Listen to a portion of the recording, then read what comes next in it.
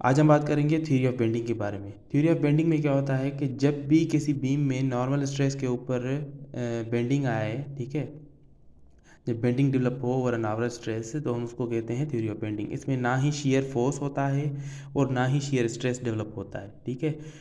Theory of, हालांकि ये impossible है कि किसी भी बीम में शियर स्ट्रेस और शियर फोर्स डेवलप ना हो, लेकिन हम यहाँ पर लेते हैं एज आइडियल केस, ठीक है, थ्योरी ऑफ बेंडिंग में, जहाँ पर शियर फोर्स और शियर स्ट्रेस डेवलप ना हो, सिर्फ नॉर्मल स्ट्रेस डेवलप हो, उस वजह से जो बेंडिंग डेवलप हो उसको हम थ्योरी ऑफ बेंडिंग कहते हैं। अब इस पर हम कुछ अजम्पशंस लेते हैं, ठीक है।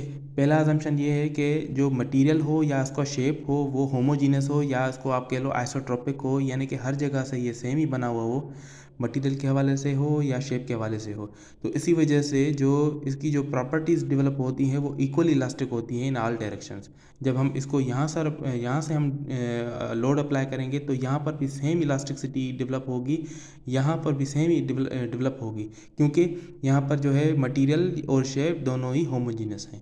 अच्छा, दूसरे असम्पशन में ये आता है कि जो ये मटेरियल है ये जब बेंड होता है, ठीक है, इसको जब बेंड किया जाए with in elastic limit bend किया जाए और ये हुक्स लॉ को ओबे करे, ठीक है।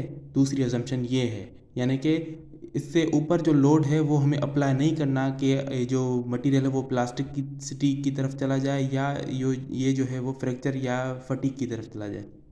तीसरा ये है, तीसरा जो हमारे पास है वो ये है कि assumption transfer sections remain after load. यहाँ अच्छा, ट्रांसफर सेक्शन क्या है कि जब भी बीम होता है तो उसका इसके दो जो हैं वो एक्सेस होते हैं। इसको जो इस डायरेक्शन में जो एक्सेस होते हैं इसको हम कहते हैं कि लॉन्गिट्यूडिनल एक्सेस है, ठीक है, लॉन्गिट्यूडिनल एक्सेस, लॉन्गिट्यूडिनल एक्सेस। अच्छा, यहाँ पर जो साइडें होती हैं, साइडों पे होता है यहाँ पर ट्रांसवर्स,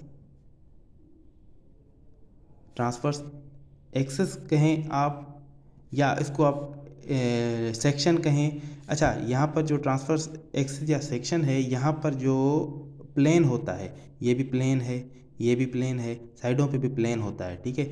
जब बेंडिंग डेवलप हो, बेंडिंग जब नीचे लोड आए तो ये जब बेंड हो तो जो साइड के जो ट्रांसफर सेक्शंस हैं वो लोड की वजह से बाहर ना निकलें या उनमें जो है वो बेंडिंग ना आए, वो सेम ही प्लेन रहे, यहाँ पर सेम ही प्लेन रहे, उसको हम कहते हैं, तीसरे जो है वो असम्पशन ये है, ठीक है। चौथी क्या है कि फ्री टू एक्सपेंड और कॉन्ट्रैक्ट बिलो और अबो, ठीक है।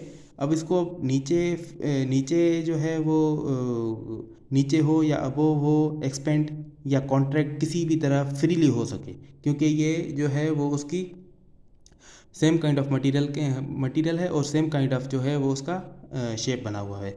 अच्छा, पांचवी ये है कि value of elasticity of modulus, ये ई जो है ये इलास्टिसिटी ऑफ मॉड्यूलस है इन सेम इन टेंशन और कंप्रेशन। जब जो बीम है जब उसका जो टेंशन और कंप्रेशन मालूम किया जाए, ठीक है, वो सेम वैल्यू आए इलास्टिसिटी ऑफ मॉड्यूलस में। इलास्टिसिटी ऑफ मॉड्यूलस बेसिकली ये स्ट्रेस ओवर स्ट्रेन होता है, ये एक रेशो होता है, ठीक है। जब ये मालूम मालूम किया जाए इसका वैल्यू जो है वो टेंशन या कंप्रेशन का दोनों का सेम ही आ जाए। Thanks for the video.